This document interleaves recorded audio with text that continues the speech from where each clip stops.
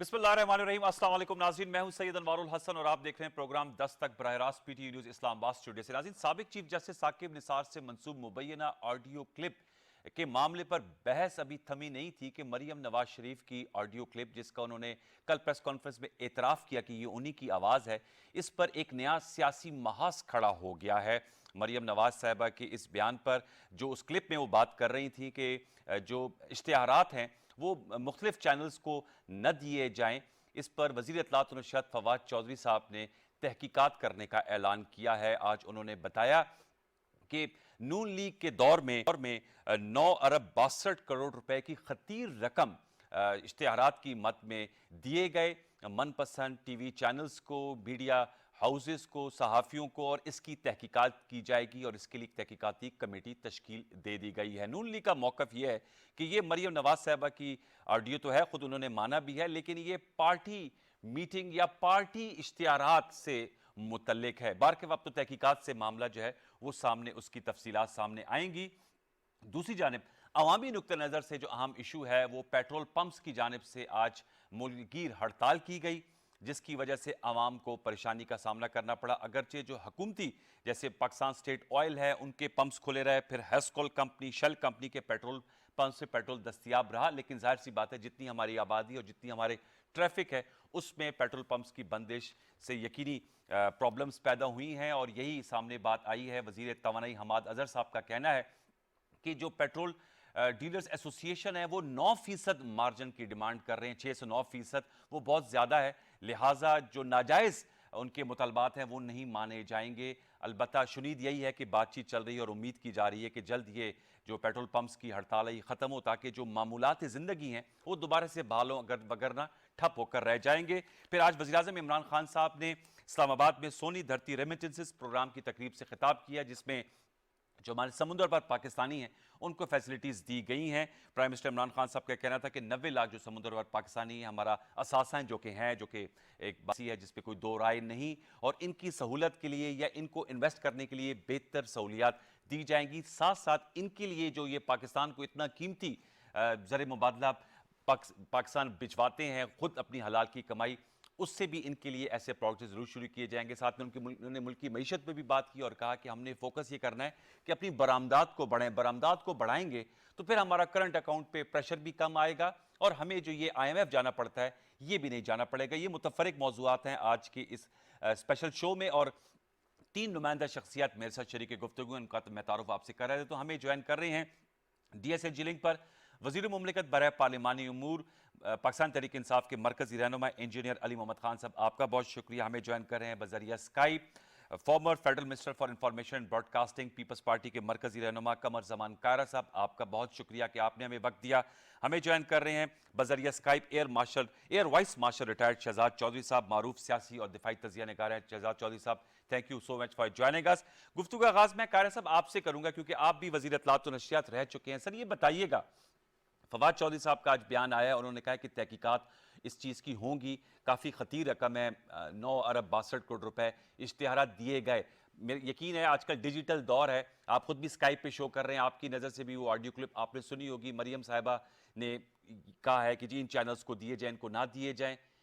आपकी क्या राय है as a People's Party leader and as a former information broadcasting minister? Sir ये तखसीस होनी चाहिए या मेरिट पे जो सरकारी इश्तिहारात हैं वो तमाम चैनल्स को जिनकी पब्लिकेशन या व्यूअरशिप है उसकी बुनियाद पे मिलने चाहिए, ये हैंकी पैंकी नहीं होनी चाहिए? देखिए ये ना एक मुतनाज़ा सा इशू है। पहली बात तो यह है कि मरियम बीबी मेरी इत्तला के मुताबिक तो वो गवर्नमेंट की ना एडवाइजर थी और ना उनकी कोई सरकारी हैसियत थी। वो उनकी प्राइवेट तौर पे वो वज़ीर आज़म की बेटी होने की हैसियत से वो करती होंगी अपनी पार्टी की तरफ से, लेकिन उनकी सरकारी हैसियत नहीं है कि उनके इस बयान को इस तरह लेवल पे जाके खेला जा सके इससे। लेकिन ये क्योंकि आजकल बयानबाजी और इस तरह के ऑडियो कैसेट्स का बड़ा दौर है या ऑडियो बयानात का बड़ा दौर है, तो इस पे जरा कुछ थोड़ा सा मीडिया प्ले हो जरूर हो जाएगा, बट इसकी लीगैलिटी में कोई बात मेरा नहीं ख्याल बन पाए। लेकिन ये बात दुरुस्त है कि जो इश्तिहारात है ये हमारे मुल्क का एक बड़ा मसला रहे हैं हमेशा। कुछ लोगों की राय ये है कि इश्तिहारात मेरिट पे होने चाहिए। वो जिस तरह सर्कुलेशन है अखबारात का वो भी बड़ा एक मुतनाज़ा सा मौजू है कि सर्कुलेशन कितना है एक्चुअल में और कितना होना चाहिए। अखबारात के अंदर भी ये जरूरी है कि अगर आपने कोई रूरल एरिया के काम करने हैं, किसानों को आपने कोई इंसेंटिव देना है, तो आप देखेंगे ना कि किस अखबार का किस एरिया के अंदर सर्कुलेशन ज्यादा है। और अंग्रेजी अखबारात के तो हमारे किसान नहीं पढ़ते, तो आप अपने टारगेट ऑडियंस को देख के इश्तिहारात का फैसला कर लेते हैं। इसी तरह जो आपके इलेक्ट्रॉनिक मीडिया के इश्तिहारात होते हैं, इसके बारे में भी हमारे दौर में, मुझे याद है एक वक्त हमारे दौर में एक हमने कैंपेन शुरू की थी टेररिज्म के खिलाफ। उस वक्त चूंकि दहशतगर्दी बहुत थी, जी तो मैंने एक चैनल है जिसपे पंजाबी फिल्में दिखाई जाती हैं, फिल्मेजिया, मैंने उसको एक इश्तिहार दे दिया। मैं हालांकि उनको जानता भी नहीं था, वो उनका कोई पॉलिटिकल इन्फ्लुएंस नहीं था। तो मेरे बड़ा सवाल उठाया मीडिया ने इस पे कि जी ये आपने क्या किया, आपने फिल्मेजिया को इतने पैसे दे दिए, इश्तिहार दिया उसको, बड़ा बराबर था सबके। तो मैंने कहा यार मेरा इशू ये है कि फिल्मेजिया हर ट्रक अड्डे पे, हर खोखे पे, हर बसों वाले अड्डे पे चल रहा होता है जहां कामनर देख रहे होते हैं। जी तो जो बहुत सारे चैनल वो हैं जो लोग उस तरह उतने तादाद में नहीं देखते। अब आपकी नजर में वो बड़े मोतबर चैनल है, मेरी नजर में भी है, लेकिन अगर मैंने टारगेट ऑडियंस देखना है कि मैं आम लोगों की अवेयरनेस की बात कर रहा हूं, तो मेरी नजर में वो चैनल जो कॉमनर्स की जगह पे लगा देखा जाता है, वहां पे आपको, तो ये टारगेट ऑडियंस का भी एक इशू होता है। मेरा नहीं ख्याल कि इस पे कोई बड़ा काम, और अगर वो भी वजीर इत्तलात होती या उनकी कोई सरकारी हैसियत होती तो फिर शायद बात बनती। लेकिन ये जो ऑडियो टेप आई है, ठीक ये ऑडियो टेप का एक जवाब गजल के तौर पे तो हो सकता है, या उसके असर को कम करने के लिए तो हो सकता है, बाकी इसकी कोई हैसियत नहीं। कोई हैसियत नहीं। अली मोहम्मद खान साहब, सर आपने कायरा साहब का जवाब सुना, मैं आपसे जानना चाहूंगा, जाहिर बात है साबिक चीफ जस्टिस की मुबैना ऑडियो क्लिप आई, उस पर कल प्राइम मिनिस्टर इमरान खान साहब ने कहा एक तकरीब में कामयाब जवान प्रोग्राम से कि ये तमाम ड्रामा है, जबकि नून लीग का कहना है कि जी इसके इसके हमें जो है विक्टिम बनाया गया और इसकी तहकीक होनी चाहिए। कल मेरे शो में बैरिस्टर अली जफ़र साहब भी थे, आपके सेनेटर भी हैं और साबिक सुप्रीम कोर्ट बार एसोसिएशन के सदर भी रह चुके हैं। उनका ये कहना था कि चूंकि मामला आला अदलिया से रिलेटेड है, लिहाजा इसका ज़रूर नोटिस होना चाहिए, उसको मंतकी अंजाम तक पहुंचना चाहिए। मैं आपसे जानना चाहूंगा, जो कारा साहब ने कहा, यही कमोबेश यही एक्सप्लेनेशन नून लीग वाले भी दे रहे हैं कि मरियम साहबा कोई पब्लिक ऑफिस होल्डर नहीं है और ना वो पहले थी, लिहाजा उनकी बात पे सरकारी सतह पे उसकी तहकीकात का होना, आप क्या समझते हैं, ये ज्यादा मामले को पोलिटिसाइज करने के लिए किया जा रहा है, या आप जेन्युइनली समझते हैं कि वो एक मीडिया सेल चला रही थी और वो सरकारी इश्तेहारात को देना अपने मनपसंद लोगों को, वो एक तरह से माली बेजाब्तगी में आता है? बिस्मिल्लाहिर्रहमानिर्रहीम, अल्लाहुम्मा सल्लि व सल्लिम व बारिक अला सय्यिदिना मोहम्मद। बहुत शुक्रिया अनवार साहब, आपके दोनों मोहतरम मेहमान ग्रामी जो हैं उनको भी सलाम। बड़ा अहम इशू है, दोनों तरफ बड़े संगीन इल्ज़ामात आए हैं, दोनों पे बारी बारी बात कर लेते हैं। पहले चीफ जस्टिस साहब का, क्योंकि वो ज़्यादा अहम मामला है जी। बहुत ही अफसोस हुआ जिस तरीके से साबिक चीफ जस्टिस साहब को अटैक किया गया एक लग़व, एक फ़ेक चीज़ के साथ। जब एक प्राइवेट चैनल ने बाकायदा चला भी दिया कि एक तरफ साकिब निसार साहब की, मोहतरम चीफ जस्टिस साहब की स्पीच चल रही है, उसमें से कुछ जुमले अदा किए जा रहे हैं, और उन्हीं जुमलों को उठा के जब यहाँ वो शो कर रहे हैं कि यहाँ वो ऑडियो क्लिप्स में वो वही बातें शो की गई जो कि मेन स्पीच से उठाई गई थी। अब यहाँ पे वकला हजरात तो नहीं है आपके साथ, लेकिन कायरा साहब ख़ुद फेडरल मिनिस्टर रहे हैं और बड़ा ज़ीरक इंसान है, ये इसको समझते हैं, चाहे एक्सेप्ट भी करें, क्योंकि सियासी मजबूरी है, जिस सियासी मजबूरी के तहत उन्होंने अभी मरियम बीबी को डिफेंड किया है। हालांकि मैं एक्सपेक्ट कर रहा था कि थोड़ा सा ये एक और लाइन लेंगे, लेकिन चलें उस पर भी इनसे करते हैं, ज़रा दो हाथ करते हैं। और जनरल साहब, एयर मार्शल साहब भी बैठे हैं, माशाल्लाह ये भी समझदार आदमी हैं, कि एविडेंस जब आप पेश करते हैं अदालत में, तो एविडेंस लॉ ये कहता है कि फॉर एग्जांपल आपने 1 घंटे की वीडियो पेश की है जी, 1 घंटे की वीडियो में कुछ सेकंड का चंक भी अगर जाली निकल आता है तो वो पूरी वीडियो डिफंक्ट हो जाती है। अच्छा, तो ये जो वीडियो है इसमें तो मेन सारा पोर्शन ही स्पीच से निकाल के लगाया गया है। ये कितने अफसोस की बात है कि साबिक चीफ जस्टिस को इस तरह से स्कैंडलाइज किया जाए। उस पर बड़ा बून साहब ने, इन लोगों ने बड़ा स्टैंड लिया है, मैं उसको अप्रिशिएट करता हूँ, लेकिन मैं आज़ाद मीडिया से भी एक्सपेक्ट करता था कि वो इसको कंडेम करेंगे कि इस तरह से, या तो देखिए हम लोगों में हिम्मत होनी चाहिए, कोई ओहदे पे बैठा है जाके उसके सामने कलमा हक कहें, कोई इज्जत से चला जाता है, उसके बाद अपने मकासद के लिए कोई चीज़ बना के बताई जाती है, और अब तो वो वीडियो भी फेक साबित हो चुकी है बड़ी हद तक। अब ये नुकता कि हुकूमत ले जाए, हुकूमत नहीं जाएगी, जो क्लेम करते हैं कि उन्होंने उनके साथ ये किया है, अदालत में उनके केस चल रहे हैं, एज ए वीडियो एविडेंस क्यों नहीं पेश करते? इसलिए नहीं पेश करते, उनको पता है, उनके वकला खुद चाहे जितने भी अनाड़ी हों, वकला इनके खिलाड़ी हैं, और वकील आदमी कभी किसी को गलत मशवरा नहीं देता। इनके वकला ने इनको ज़रूर मशवरा दिया होगा कि हुजूर मीडिया पे तो जो चलाना है, जो आपने सियासी इस पे बयानबाजी करनी है करें, लेकिन अगर अदालत में लेके चले गए तो फिर नताइज के जिम्मेदार आप खुद ही होंगे। ठीक। दूसरा, मरियम बीबी वाली बात की तरफ आते हैं, बड़ा सीरियस है। यहाँ मोहतरम कायरा साहब ने बात की है कि उनकी सरकारी हैसियत नहीं थी। ये और भी बड़ा अलमिया है कि सरकारी हैसियत नहीं है, फिर भी कोई शख्स डिसाइडिंग फैक्टर, और इतनी बड़ी डिसीजन मेकिंग हो रही है। मरियम बीबी के लिए पॉलिटिकली भी अच्छा नहीं है कि उनकी ये चीज़ें सामने आ रही हैं। देखें, दो बातें यहाँ पे हैं, एक कानूनी, एक सियासी। सियासी पे पहले बात कर लेते हैं इस हवाले से कि वज़ीर आज़म हाउस के अंदर एक मीडिया सेल उनका बना हुआ था, जो कोई ढकी छुपी बात नहीं है। अब वहाँ पे किसी प्राइवेट जो सियासी जमात, चाहे हुकूमती जमात भी हो ना, हम पीटीआई वाले हुकूमती जमात में, आपके जमात के अपने कोई इतने नहीं होते इश्तिहार, कोई थोड़े बहुत अगर हों भी, और वो आप कहें कि उसको दें इसको ना दें, वो आप एज ए लीवरेज यूज़ नहीं कर सकते, कि उसकी पैमाना उसका बड़ा कम होता है, वो बहुत महदूद तादाद में होते हैं। असल में जो लीवरेज होती है, जो आम ट्विस्टिंग होती है, वो होती है सरकारी इश्तिहारों के जरिए। अच्छा। और वहाँ जब ये बात की गई कि इनको दें और इनको ना दें, अगर कोई फेडरल मिनिस्टर फॉर इंफॉर्मेशन ये बात करता तो आप उस पर एक प्रोफेशनल मिसकंडक्ट की तो बात कर सकते थे कि भाई एक फेडरल मिनिस्टर ये कर रहा है, लेकिन किसी को इख्तियार भी नहीं है, फिर भी इतनी बड़ी डिसीजन मेकिंग, ये और बड़ा अलमिया है। अच्छा। एक शख्स के पास सरकारी हैसियत नहीं है, वो एमएनए साहिबा नहीं है, रिजर्व सीट पे नहीं है, कोई एडवाइजर नहीं है, कैबिनेट में नहीं बैठती, एक बड़ी शख्सियत की मोहतरम जो है फैमिली मेंबर हैं, वो वाली हैसियत बसद एहतराम, लेकिन फैमिली मेंबर हुकूमती मामलात में डिसीजन मेकिंग कर रहा है, big question mark. Number 2, okay, अब उससे भी बड़ा क्वेश्चन मार्क है इसमें। देखें, कल इस पे मैंने 2 चैनल्स पे बात भी की है, और मैं 1 मिनट से ज़्यादा इस पे नहीं लूँगा, मुझे थोड़ा सा वक्त दीजिएगा, कि हमारा जो आईन है, आर्टिकल 19 है फ्रीडम ऑफ स्पीच जी, आर्टिकल 18 है freedom to profess profession, article 17 है फ्रीडम ऑफ एसोसिएशन, जी, कि मैं ये अनवार अल हसन साहब की राइट है कि वो किस एसोसिएशन के साथ रह के काम करना चाहते हैं, ये उनका राइट है कि वो कौन सा प्रोफेशन आज़ादी से इख्तियार करना चाहते हैं, और ये उनका है अनवार अल हसन का कि वो एक मुनासिब पदगन के साथ इजहार राय की आज़ादी है, वहाँ वो आज़ादी सल्ब हो जाएगी जहाँ रियासती उमूर आते हैं, या sanctity of glory of Islam state, या अदालतों की इज़्ज़त आती है। ठीक है। अब अगर मैं पैसे के ज़रिए कुछ चैनल्स को महरूम करता हूँ कि वहाँ इश्तिहार ना जाएं, तो इसका मतलब है कि मैंने आर्टिकल 19 की खिलाफ वर्जी की।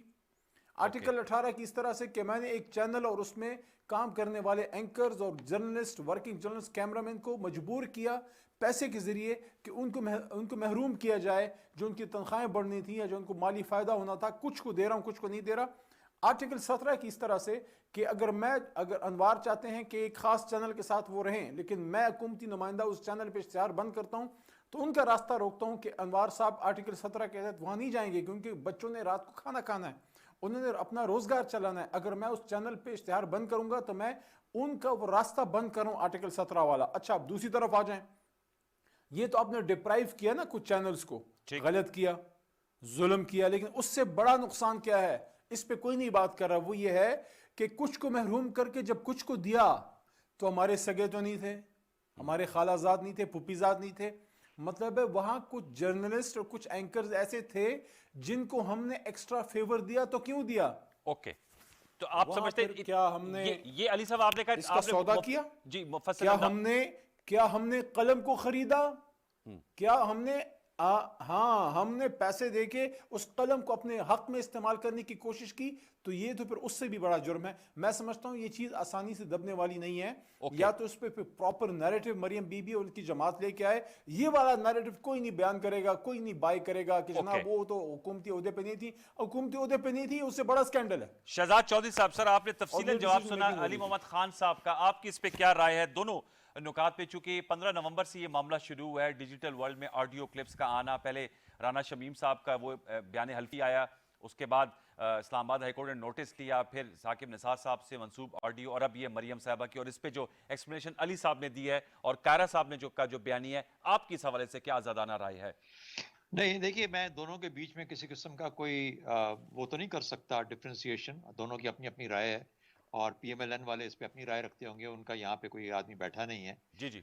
लेकिन मैं जो ये पहले अगर एडवर्टाइजमेंट की बात कर लें, क्योंकि इस वक्त ये बहुत करंट है, वो ये है कि देखिए अगर जब तक हमारे पार्लियामेंटेरियंस और हमारी हुकूमतें पब्लिक मनी और प्राइवेट मनी में फर्क नहीं कर पाएंगी या समझ नहीं पाएंगी, और अगर समझती हैं तो उस पर अमल नहीं कर पाएंगी, उस वक्त तक इस तरह के मसाइल आते रहेंगे। पब्लिक मनी, अवामी पैसा वो है जो कि उनका अपना जाती पैसा नहीं है, इसलिए उसका जो खर्च करने का जो तरीका है वो आइन और कानून के मुताबिक है, वो पार्लियामेंट की अथॉरिटी के नीचे है।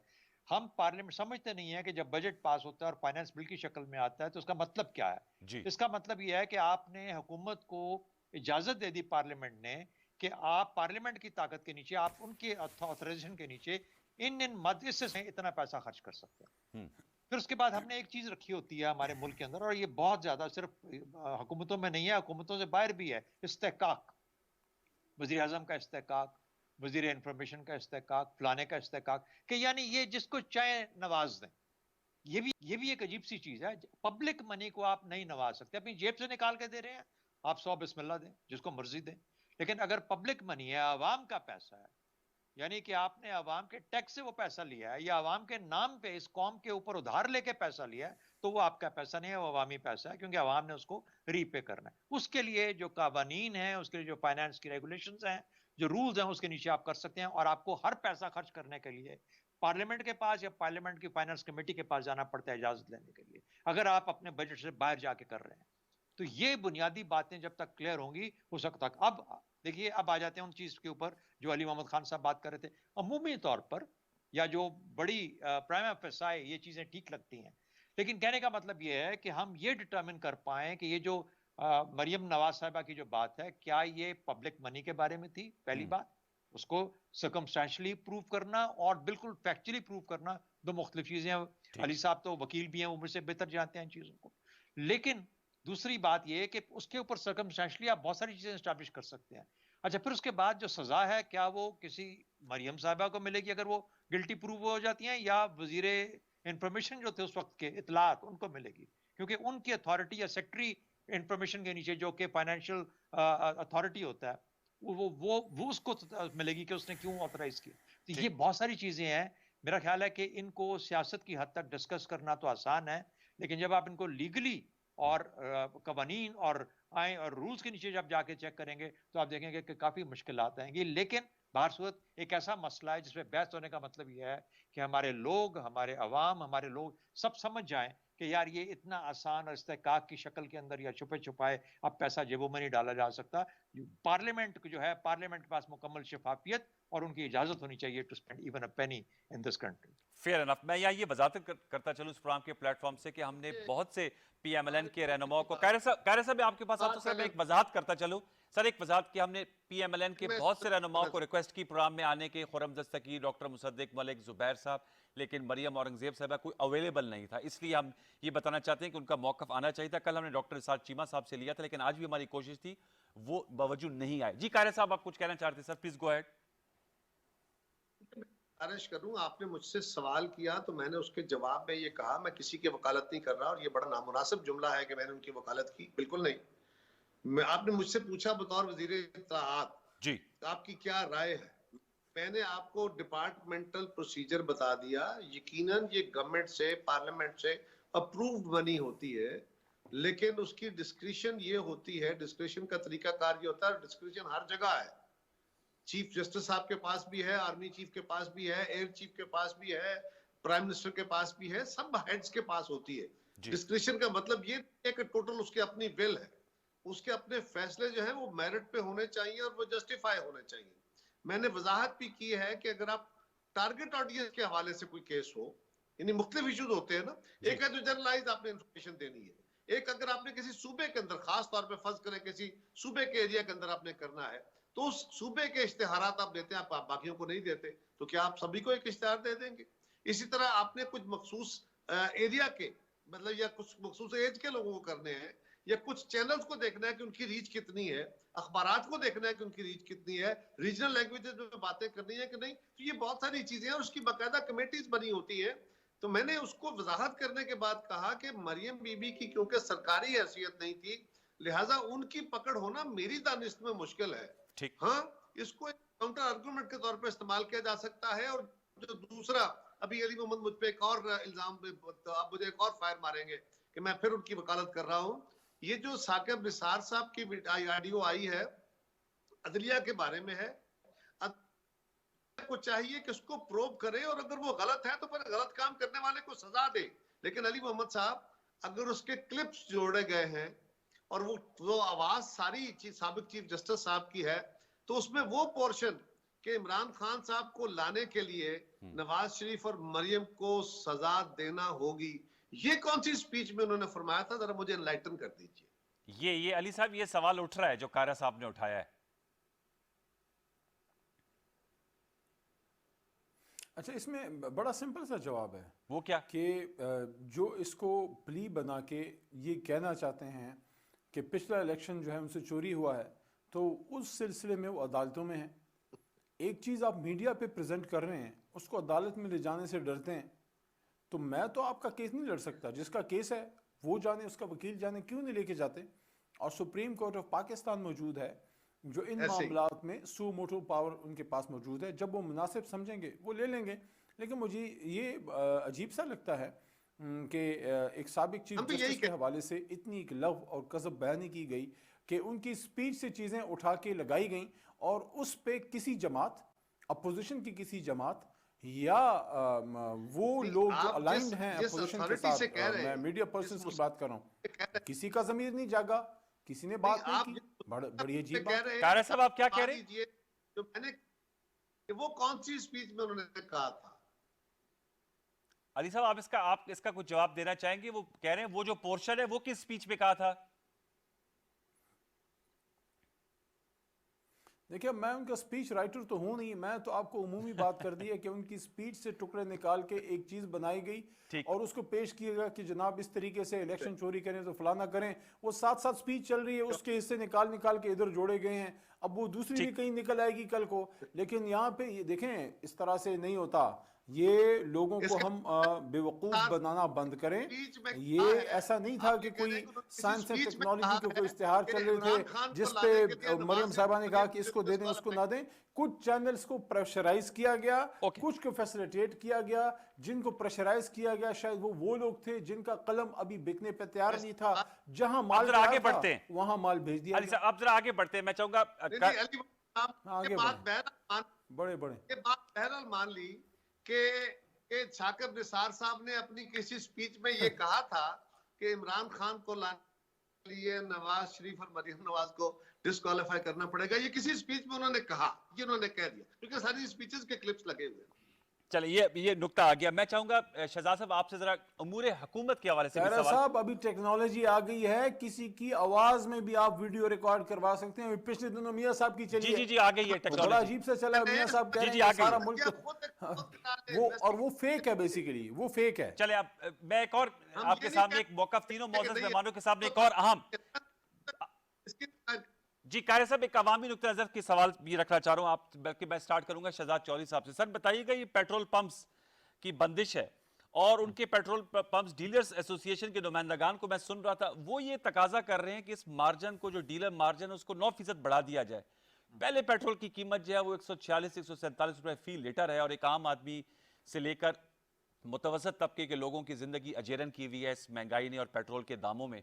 अब ये एक और कार्टल हमें नजर आ रहा है। तो सर, ये चाहे चीनी में एक माफिया है, अब ये पेट्रोल में आपको याद होगा पहले भी एक इशू बन गया था और पेट्रोल अवेलेबल ही नहीं था अवेलेबल, लेकिन पंप्स पे नहीं था।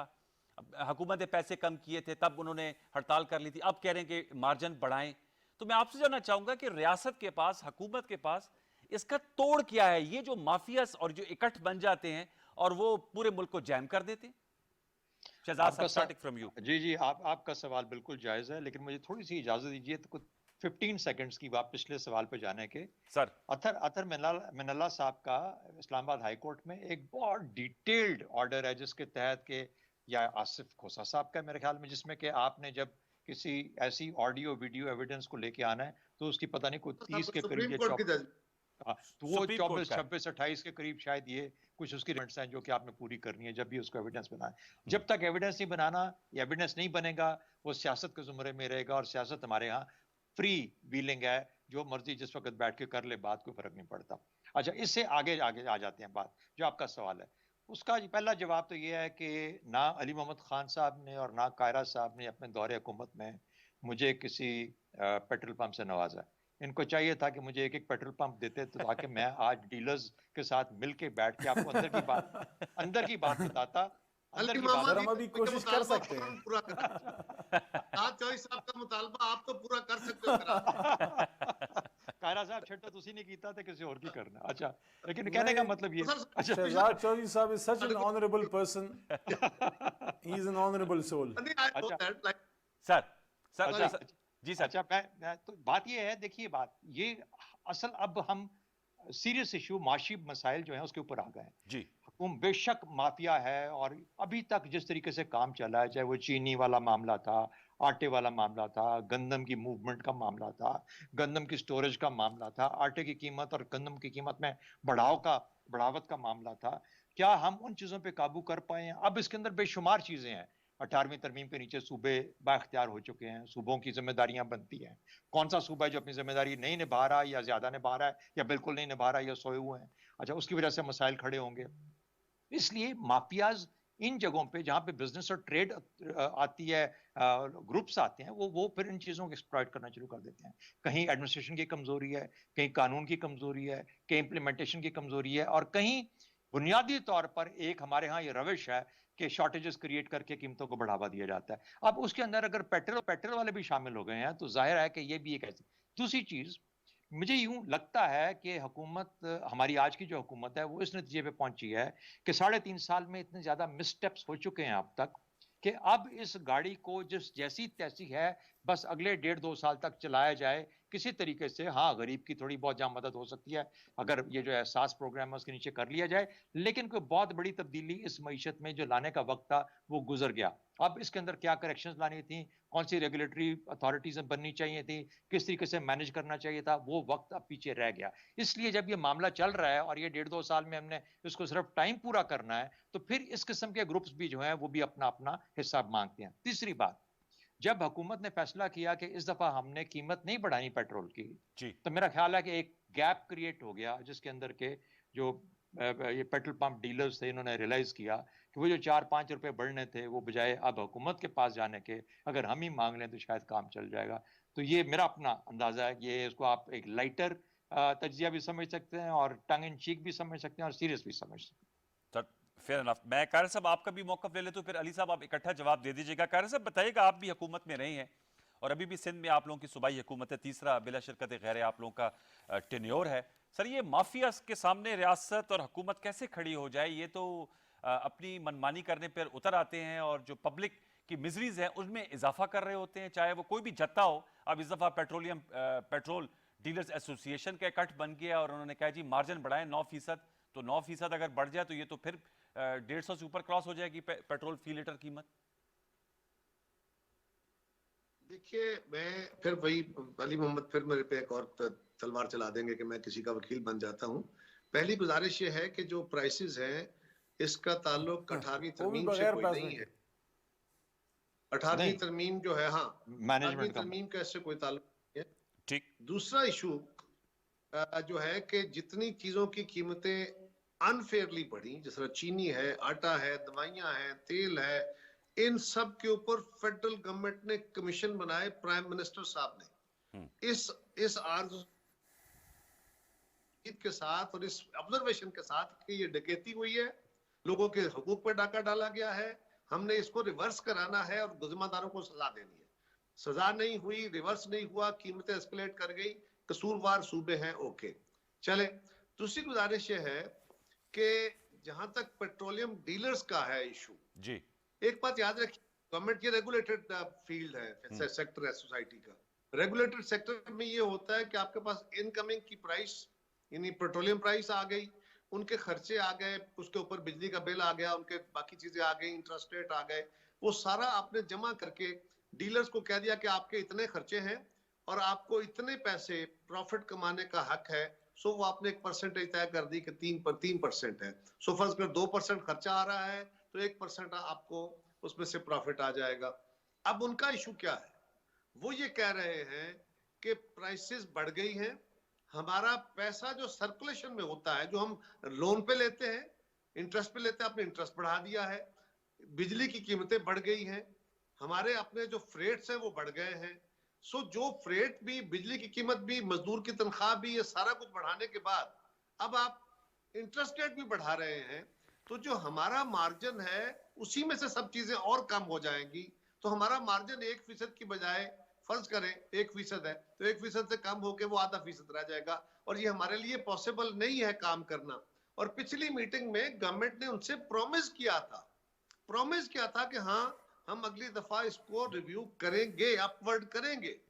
सो जब आपने वादा किया उस वक्त आपको याद रखना चाहिए था, और अभी भी उनके साथ बैठ के जेन्युइन बात करनी चाहिए। वरना यही होगा ना कि आपने टीएलपी को पहले तो कहा कि जी ये दहशतगर्द हैं, ये हिंदुस्तान से पैसे लेते हैं, इनके साथ दहशतगर्दों वाला सलूक होगा, और फिर आप उनके साथ ही बैठ के उनको सर्टिफिकेट भी दे रहे हैं, उनको पाकिस्तान के वफादार भी बना रहे हैं, उनको सियासत में भी ला रहे हैं। आप कल झूठे थे या आज आप झूठे हैं, मैं क्या कहूं। इसी तरह आपने बाकी माफियाज के साथ किया। तो किसी एक माफिया को, वजीर आजम साहब माफियाओं को खत्मा करने आए थे, और जब आपको याद है ना चीनी का इशू आया, तो चीनी के पैदा करने वाले जो कारखाने हैं वो कोई 70%, 68% के करीब जो चीनी है वो लोग पैदा करते हैं जिनका ताल्लुक पीटीआई से है। तो वजीर आजम ने कहा जी कम वक्त में जो भी होगा छोड़ूंगा नहीं किसी को। मुझे नहीं पता किसी को पकड़ा गया कि नहीं, अगर आपके इल्म में हो तो बता दीजिए उसमें कोई रिलीफ मिला। आटे वाले में कुछ हुआ, दवाइयों वाले में कुछ हुआ, 500% दवाइयों की कीमतें फिर बढ़ गई हैं, किसी को कुछ हुआ। सो कौन सा माफिया है जिसके खिलाफ इन्होंने कोई काम किया, उसके लिए लेजिस्लेशन की, उसके लिए कोई एडमिनिस्ट्रेटिव ऑर्डर दिया, क्या किया? जी अली साहब बता दी, ये तो तवील फहरिस्त कारा साहब ने आपके सामने रखी है, कौम के सामने रखी है। बताइएगा, ये तो बहुत से माफियाज हैं, और चूंकि टीएलपी के साथ तो आपने डील किया है, जाहिर बात है उस हवाले, उसका हवाला भी दिया कमर जमान कारा साहब ने। 10:30 ये पेट्रोलियम जो डीलर्स एसोसिएशन है, इनके हवाले से सर क्या खबर है, कोई मामला तय हो जाएंगे टू स्टार्ट विद?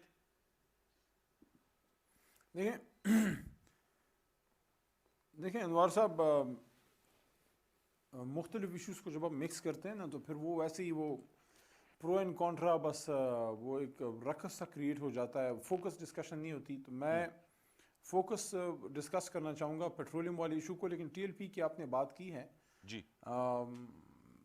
ना किसी भी जिम्मेदार शख्स ने उनको दहशतगर्द कभी कहा है, ना वो दहशतगर्द हैं, ना वो हो सकते हैं। कोई आशिक रसूल कभी दहशतगर्द हो ही नहीं सकता। हाँ, तरीक़ेकार पर एतराज़ हो सकता है, और वो था, और वो अल्लाह के करम से बड़े बेहतरीन तरीके से मसला हल हो गया। और जब एक मसला हल हो जाए, अमन आ जाए, अमन व अमान आ जाए, उस पर कोई बात करना वैसे ही नामुनासिब है। बस अल्लाह का एहसान कि नुकसान हुआ, इससे ज़्यादा हो सकता था। अल्लाह ने करम किया, नहीं हुआ।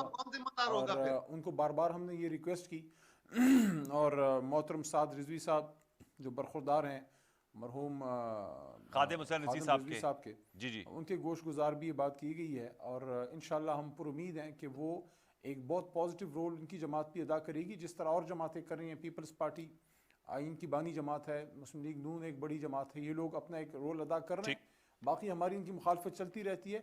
यही हम इनको कहते हैं कि आप मेन फ्रेम में आए, अपने MNAs, अब 2 इनके MPs हैं सिंध में, TLP के जो हमारे दोस्त हैं इन लोगों के जी, तो सेनेटर बनाए, अपने MPs MNAs बनाए, अवामी मसाइल पे आए। और हुर्मत रसूल पे तो एक इशू ऐसा है, उसमें तो हम सब फिर उसमें तो है ही एक, जब आप कहते हैं ना कि लब्बैक या रसूलुल्लाह, तो उसमें कौन है जो नहीं कहेगा, हम सब उस पे एक हैं। उस पे मेरे साथ जो बैठे हैं कारज साहब, इनकी जमात को तो मैं किसी चीज़ पे क्रेडिट दूं या ना दूं, जो ख़त्म नबूत पे इनका किरदार है वो तो पूरा पाकिस्तान तक क़यामत इनको क्रेडिट देता रहेगा, भुट्टो साहब को। तो हम सब आशिक रसूल हैं, उसमें तो कोई दो राय नहीं है। लेकिन वो मेन फ्रेम में आए, सियासत करें, पॉजिटिव किरदार अदा करें, हम उनको वेलकम करते हैं। अच्छा, ये जो पेट्रोल का इशू है, देखें क्या मार्जिन इनका कम है, बढ़ना चाहिए, इसमें तो कोई दो राय नहीं है। मैं हुकूमती नुमाइंदा होते हुए ये कह रहा हूँ कि बिल्कुल मार्जिन जितना बढ़ना चाहिए उतना नहीं है, कम है, काफ़ी अरसे से नहीं बढ़ा। अब कितना बढ़ना चाहिए, यहाँ पे मसला है। हम एक हद तक अलाउ कर सकते हैं, जितनी डिमांड उनकी है वो शायद हम एग्री उससे ना कर सकें। सवाल ये नेगोशिएशन कहां हड़ताल तक क्यों आती है? मोहतरम हमाद अजहर साहब जो हमारे मिनिस्टर हैं पेट्रोलियम के, वो एग्जैक्ट आपको बताएंगे, क्योंकि मैं उस नेगोशिएशन टीम का हिस्सा नहीं हूँ। लेकिन एज ए कैबिनेट कोलीग और एज ए कैबिनेट मेंबर या हुकूमती नुमाइंदा होते हुए हमें चीज़ों का थोड़ा बहुत पता होता है। तो मैं ये आपको बता सकता हूँ कि जल्द इसमें ब्रेक थ्रू आएगी। उस प्राइस पे नहीं आ सकती जिस पे वो कह रहे हैं, क्योंकि वो हमारे लिए पॉसिबल नहीं है। इस वक्त पाकिस्तान कम से कम लेवी ले रहा है और जितना कुशन हो सकता था हम अपने अवाम को दे रहे हैं। मेरे पास अभी ये पिछले हफ्ते पूरा वो एक टेबल था जो सेनेट में पेट्रोलियम डिवीजन के हवाले से कोई क्वेश्चन कॉलिंग अटेंशन वगैरह आए हुए थे, तो कोई मोशन वगैरह, तो उस पर वो सारा मैंने देखा। यकीन करें इंसान की अकल जो है वो रह जाती है वहाँ पे, जितना पाकिस्तान की हुकूमत फैसिलिटेट कर रही है कि रुपए में इस वक्त हम अपनी कम्युनिटी में साउथ एशिया में सबसे हम कम कीमत जो है पेट्रोल की हम अपने अवाम से ले रहे हैं। यही 1 लीटर आपको हिंदुस्तान में पता नहीं कोई 200 प्लस में शायद मिल रहा है, श्रीलंका में भी ज़्यादा है, बांग्लादेश में भी ज़्यादा है। ठीक। तो ये एक जितना हो सकता है हुकूमत कर रही है, इससे ज़्यादा करना चाहिए, करेंगे। लेकिन ये जो पेट्रोल प्राइस में जो इनका मार्जिन है, और हमारे भाई हैं जो बिजनेस कर रहे हैं, हम चाहते हैं बिजनेस एक्टिविटी फैले, लेकिन इसमें अगर इजाफा भी होना है तो अनवार साहब वो बतदरीज होगा, वो फौरी बड़ा जंप हम अली साहब इसमें एक सवाल है सर, 2.5 है, मैं आगे मैं before I go to Shahzad Chaudhry sahab नहीं क्रिएट करना चाहता, ये उनको कहना चाहता हूं कि थोड़ा बहुत बढ़ाएंगे लेकिन सारा आपकी डिमांड अगर पूरी करेंगे तो उसका डायरेक्ट इंपैक्ट पे प्राइसिंग पे पड़ेगा, अवाम को बहुत ज्यादा तकलीफ होगी। जो इस वक्त ऑलरेडी इन्फ्लेशन है, तो हम अवाम को मजीद किसी मुसीबत में नहीं डालना चाहते। हाँ, आपका मार्जिन बढ़ना चाहिए, उसूली तौर पे एग्री है, कितना बढ़ना चाहिए वो हमाद साहब और उनकी मिनिस्ट्री फैसला करेगी। सर ये आपकी बात बिल्कुल ठीक है। मैं before I go to Shahzad Chaudhry sahab, मेरा सवाल ये कि ये तमाम बातचीत और ये फैसले हड़ताल की नौबत आने से पहले क्यों नहीं हो पाते? सवाल ये है कि जब वो हड़ताल ये 25 को अनाउंस की हुई थी, 25 को हो गई, अगर इससे पहले, वो कहते हैं ना अंग्रेजी में स्टिच इन टाइम सेव 9, क्या ये बेहतर नहीं होता कि पहले से ही मामला तय हो जाए? अली साहब। नहीं, मैं तो एग्री करता हूं आपकी इस बात से, और इसीलिए बहुत से मामला हुकूमत देख भी रही है और हम कोशिश कर रहे हैं। बाज़ औक़ात हड़ताल तक नहीं, जमहूरियत में हड़ताल भी है, एहतजाज भी है, ये होना नहीं चाहिए, लेकिन बाज़ औक़ात वो हो जाता है। आपकी बात से मैं उसूली तौर पे एग्री करता हूँ कि हुकूमत का मैकेनिज़्म हर फील्ड में, पेट्रोलियम में, एग्रीकल्चर में, एजुकेशन में, फेडरल गवर्नमेंट के एम्प्लॉयज़ के इशू में, किसी भी इशू में हमारा वर्किंग मैकेनिज़्म ऐसा, हमारी लिंक्स होनी चाहिए कि आपको फौरी खबर मिले, आप इनको एंगेज करें। और ये काम हम भी करते हैं, कारा साहब जब थे ये भी करते थे। सियासी हुकूमत का यही तो फ़ायदा होता है कि सियासी हुकूमत एंगेज करती है, कुछ को हम वक्त पे एंगेज कर पाते हैं, कुछ को एंगेज कर भी लेते हैं, वो फैसला नहीं हो पाता। मे बी इनके साथ एंगेज तो थे, लेकिन शायद वो फैसला नहीं हो सका। बाज़ औक़ात थोड़ा सा प्रेशर डालने के लिए भी किया जाता है, लेकिन this is part of democracy, democratic system में एहतजाज भी होता है, लेकिन वो एक लिमिट के अंदर, ताकि अवाम को और रियासत के कुछ इंपॉर्टेंट स्टेक होल्डर्स को नुकसान ना पहुंचे। जैसे अभी पेट्रोल है, अगर पूरे मुल्क में आप बंद कर देंगे, क्या मुल्क की सिक्योरिटी के लिहाज से एक स्टेक पे डालने वाली बात नहीं है। अगर आप एक लेवल से आगे जाके इसको प्रोलॉन्ग करते हैं, उस पर चोई साहब शायद ज़्यादा बेहतर बात कर सके। तो मैं यहाँ आपके फोरम से, PTV पे हम नेशनल स्टेट पे टेलीविज़न पे बैठे हुए हैं, मैं यहाँ से रिक्वेस्ट करूँगा कि जो हमारे भाई जो पेट्रोल पंप्स चलाते हैं, आपने बड़ा पैसा इन्वेस्ट किया हुआ है, आपने लोगों को रोज़गार दिया हुआ है, और हम आप पे खुश हैं कि आपकी वजह से पाकिस्तान में कारोबार चल रहा है, बहुत सी चीज़ें चल रही हैं, लेकिन आप भी थोड़ा सा अगर रियलाइज़ करेंगे कि हुकूमत की भी कुछ लिमिटेशंस हैं, एक लिमिट के अंदर हम आपके साथ बात भी कर रहे हैं, आपको फैसिलिटेट करेंगे, थोड़ा सा और मईशत को बेहतरी आएगी इंशाल्लाह, और भी देंगे। लेकिन मैं रिक्वेस्ट करूंगा कि पेट्रोलियम डिवीजन वाले जो नेगोशिएशन आप उनके साथ कर रहे हैं, आप उनके साथ ज़रूर ताउन करें। We are on same page, we want you कि आपका मार्जिन बढ़े, लेकिन जितना आप चाहते हैं उतना शायद पॉसिबल नहीं है। ओके, मैं शहजाद साहब आपके आने से पहले कारा साहब एक सवाल आपसे जरूर करूंगा। सर, हमारे शोज में अक्सर फेडरल मिनिस्टर्स भी आते हैं, नुमाइंदगान भी आते हैं, चूंकि आपका ताल्लुक नहीं है सिंध से, लेकिन चूंकि पीपल्स पार्टी के बड़े सीनियर रहनुमा हैं, आपकी बड़ी तवील वाबस्तगी है सिंध में जो गवर्नमेंट है, उस हवाले से आज भी फ़खर इमाम साहब 2 दफ़ा हमारे शोज में भी, आज भी वो प्रेस कॉन्फ्रेंस कर रहे थे और खुसरो बख्तियार साहब भी कर रहे थे। इन इक्वल प्राइसेस, सिंध में आटा महंगा है, सिंध में गन्ने की क्रशिंग टाइम पर नहीं शुरू हुई, सिंध में गंदम की अवेलेबिलिटी का इशू आ जाता है, पंजाब में जो आटे का रेट है वो कम है, कराची सिंध में ज़्यादा है। और आज मैं सुन रहा था वो कहते हैं चूंकि पीपल्स पार्टी का ज़्यादा फोकस रूरल सिंध होता है, इसलिए अर्बन सेंटर्स जो सिंध के, कराची, हैदराबाद, अगर उनमें महंगाई है तो शायद आपको पॉलिटिकली पिंच नहीं करती। इस पे क्या प्लॉजिबल, काबिल कबूल एक्सप्लेनेशन दी जा सकती है कि क्या वजह है कि सिंध में अशिया खुर्दनोश की कीमतें पंजाब और सेंटर से ज्यादा हैं? इसकी क्या वजह है? सर, आप कुछ इस हवाले से रोशनी डालेंगे कायरा साहब? अनवार, पहली बात तो ये है कि ये जो अर्बन रूरल सिंध वाली बात है, ये तो बड़ी फजूल बात है, इसको तो ऊपर कमेंट करना तो बिल्कुल गलत बात है, ये जिसने भी की है। अर्ज ये है कि पीपल्स पार्टी की वहां गवर्नमेंट है, मुझे ऑनेस्टली नहीं पता कि उनकी क्या लॉजिक है, वो क्यों यहाँ पे कीमतों में फर्क है, तो ऐसा क्यों है।